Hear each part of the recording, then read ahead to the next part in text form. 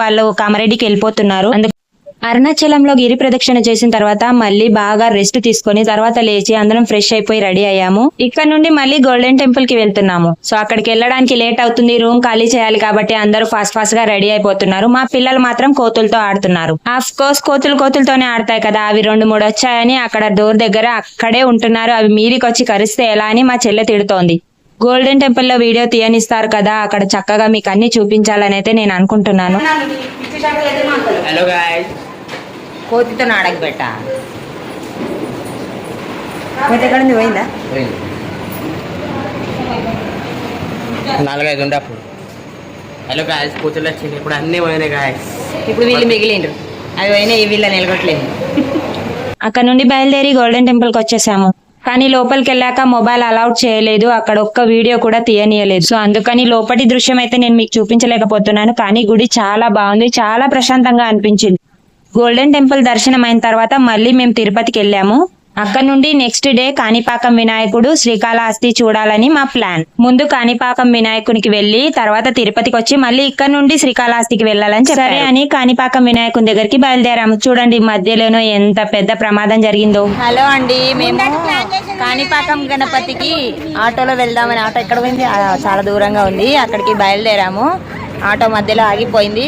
ఇంతమందిని ఒకే ఆటోలో తీసుకెళ్తున్నారు. ఆల్మోస్ట్ 13 మెంబర్స్ ఉన్నారు. ఇక ఎంతమందిని ఇక వీళ్ళిద్దరే ఒక ఆటోలో తీసుకోవచ్చారు. నన్ను జైలుతారు.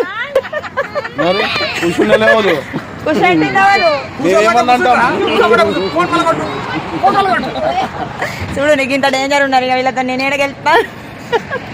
ఇదే మొత్తం జర్నీ కూడా మా పిల్లలు చూడు ఏడవై చేస్తున్నారు. ఈ ఎండ చచ్చిపోతున్నాం.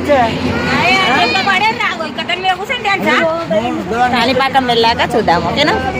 అక్కడ టైం వేస్ట్ చేయడం ఎందుకని మా అక్క చెల్లెలం కొన్ని రీల్స్ కూడా చేసాం. ఆల్రెడీ అవి అప్లోడ్ చేశాను, చూడకపోయి ఉంటే చూసేయండి. ఇక అప్పటికే చాలా లేట్ అయిపోయిందని కాణిపాకం వినాయకుడిని క్యాన్సిల్ చేసేసి మేము శ్రీకాళహస్తికి బయలుదేరాం. మేము అందరము శ్రీకాళహస్తిలో రాహుకేతు శాంతి పూజ చేయించాలనుకున్నాము. కాణిపాకం వినాయకుడి దగ్గరికి వెళ్తే ఇక్కడికి వెళ్ళేసరికి చీకటి అవుతుంది, మళ్ళీ మనకు పూజ చేయించడానికి టైం ఉండదంటేను శ్రీకాళహస్తికి వచ్చేసాము. అక్కడ రాహుకేతు పూజ చేయించాలంటే టికెట్స్ తీసుకోవాలి, పర్ పర్సన్ 500 రూపీస్. ఇక్కడ కూడా లోపల వీడియో అలౌడ్ లేదు. సో అలా పూజ చేయించేసి ఇంటికి వచ్చేసాము. మా చిన్న సిస్టర్ అండ్ మరిది ఇద్దరు నెక్స్ట్ డే ఎర్లీ మార్నింగ్ వాళ్ళు కామారెడ్డికి వెళ్ళిపోతున్నారు. అందుకని ఆ రోజు బయట నుంచి రైస్ ప్లేట్ తెచ్చుకొని మేము తీసుకున్న రూమ్స్ దగ్గర కూర్చొని అందరం కలిసి భోంచేసాము. అక్కడ అందరం కలిసి ఉన్నట్టే గానీ ఇలా కలిసి కూర్చొని తిననే లేదండి. అన్ని హోటళ్లలోకి వెళ్ళి తినడం, లేకుంటే ధర్మసత్రాలకు వెళ్ళి తినడం. అయినా తిరుమలలో ఉన్నప్పుడు మాత్రం సత్రంలోనే తిన్నాము. ఇక కిందికి వచ్చిన తర్వాతే మాకు కొంచెం భోజనానికి ఇబ్బంది అయింది. టైం టు టైం తినలేకపోయాము. మాతో పాటు పిల్లలు కూడా బాగానే సఫర్ అయ్యారు. ఇంకా మేమందరం చాలా స్నాక్స్ తీసుకెళ్లామని సరిపోయింది. అవి తింటూ కాస్త టైం పాస్ చేశారు.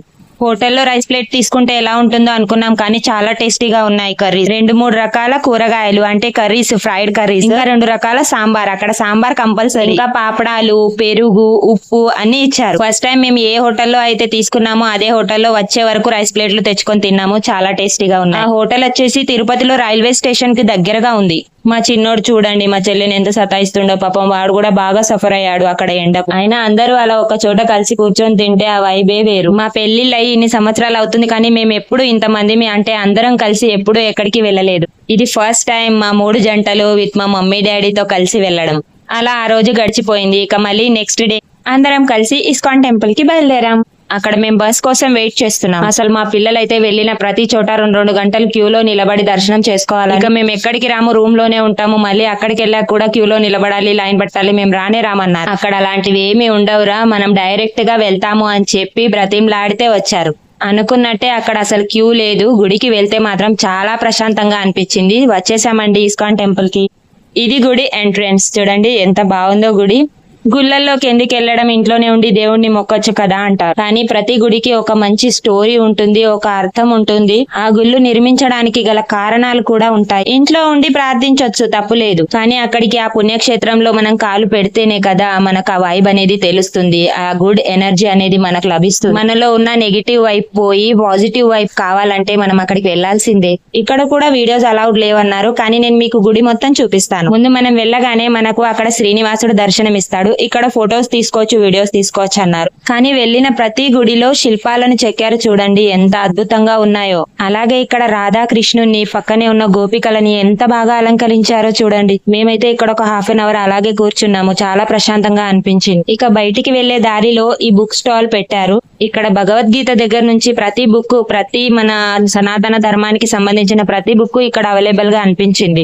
ఇక్కడ మంచి మంచి ఫ్లేవర్స్ ఉన్న అగరబత్తులు, ధూప్లు ఇలాంటివి చాలా అమ్ముతున్నారు.